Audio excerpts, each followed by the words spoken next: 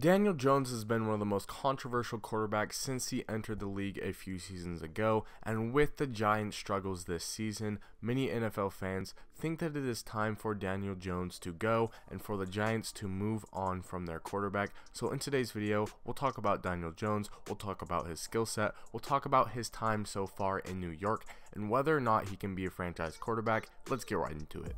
If you've not already, please make sure to like this video and subscribe to my channel. I'm uploading videos every single week and your support goes a long way. But anyways, getting into things, in his short time in the NFL so far, Daniel Jones has shown potential and he's shown flashes of ability to be a pretty good quarterback.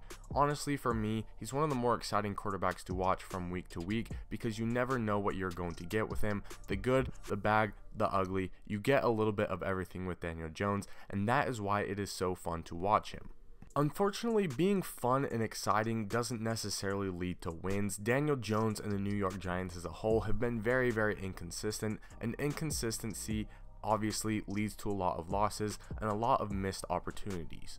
At the time that I'm recording this video, Daniel Jones has a career record of 12-25, so he's lost more than double the amount of games that he's won. Obviously, you can't give all the blame to one player when things go wrong and all the credit to one player when things go right. But as a quarterback, you are the leader of the team, you are the most important position on the field, and I think that in a way, that record is an accurate indicator of how good Daniel Jones has been so far. Like I said, not all of it is to blame on him. Obviously, the teammates around him haven't been that good, the coaching staff has had its issues, but in my opinion, Daniel Jones is at least partially to blame for his team's disappointing record. Like I mentioned at the beginning of the video, Daniel Jones is one of the more controversial players in the NFL when it comes to varying opinions about how good he actually is. Some people think that the Giants just need to be patient with him and he just needs more help around him to succeed. Others believe that he doesn't even deserve to be in the league. I personally stand somewhere in the middle. I don't think he's terrible. I think at worst he's a very good backup quarterback, but I'm not sure he's a franchise quarterback, and I definitely don't believe that he can be a franchise quarterback for the New York Giants. I think that if he wants to reach his full potential, and if the Giants want to reach their full potential, I think that it's best if these two split ways. I don't think that going forward Daniel Jones is going to improve that much on the Giants, and maybe even not for any team. I don't see him being a franchise quarterback with the current position that he's in and from what he's shown me so far. When you watch the Giants and Daniel Jones play, he can make some big plays at times and be an exciting player to watch, but you never know what you're going to get with him. He could look horrible at the same time too, and the numbers kind of back what I'm saying up.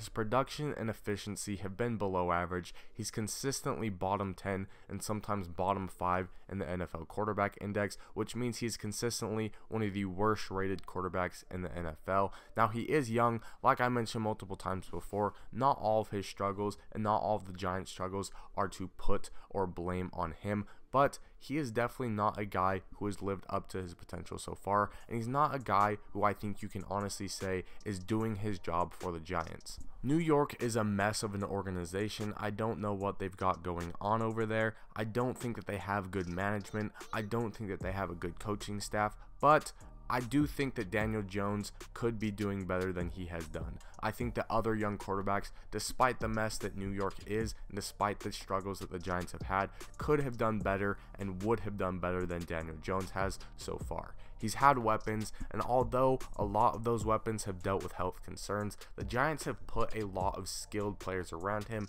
and Daniel Jones just really hasn't been able to get the most out of those weapons. People who argue in Daniel Jones' defense will say that he hasn't had competent management and coaching to help him up to this point in his career, and he's also still learning the game. He's only 24 years old. He's far from his ceiling. Those things are true. He is still improving. He's a very young player. 24 is young for a quarterback. It is far from the end of his career, and obviously the management and coaching, like I mentioned before, have been a mess in New York for a long time, but that does not mean in any way that Daniel Jones doesn't deserve a lot of the criticism for his struggles. For me, the biggest problem with Daniel Jones is that rookie mistakes have become bad habits. When a guy first comes into the league, you know that there's going to be a learning curve. You know that, like I said, he is going to make some rookie mistakes, but now in his third season, Daniel Jones is still making the same mistakes that he did when he first came into the league. The criticisms that people had for Daniel Jones as a rookie are the same criticisms that people are giving him now. He hasn't really fixed any of the bad habits that he has. He still stares down receivers, forces risky throws at times, holds on to the ball too long, and in general just makes some very bad positions that put his team in a bad spot. Daniel Jones does have the ability to make some big plays. They don't call him Danny Dimes for no reason, possibly the best nickname in the entire NFL. If you watched a Daniel Jones highlight reel, it would be pretty exciting to watch, but I guarantee that that low light reel would probably be double as long as the highlight reel is. Daniel Jones' inconsistencies and bad decision making, bad habits in general, overshadow the good things and potential that he has.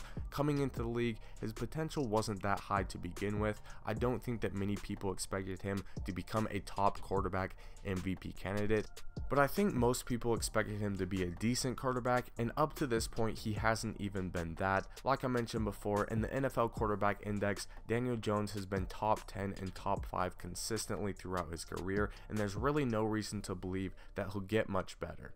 I'll be honest, I haven't watched every Giants game because they're just boring and unfun to watch because it's bad football all around, but from what I have seen, Daniel Jones, based on the eye test, just doesn't look like a starting caliber quarterback and definitely not a franchise caliber quarterback.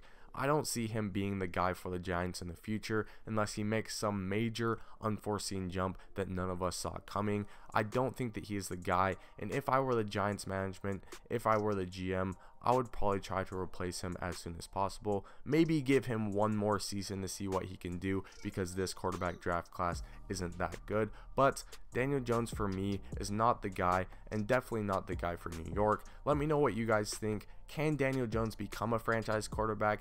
Should the Giants move on from him? Should they be patient and stick with him? Let me know what you guys think. Remember to drop a like and subscribe if you enjoyed. I will see you in my next one.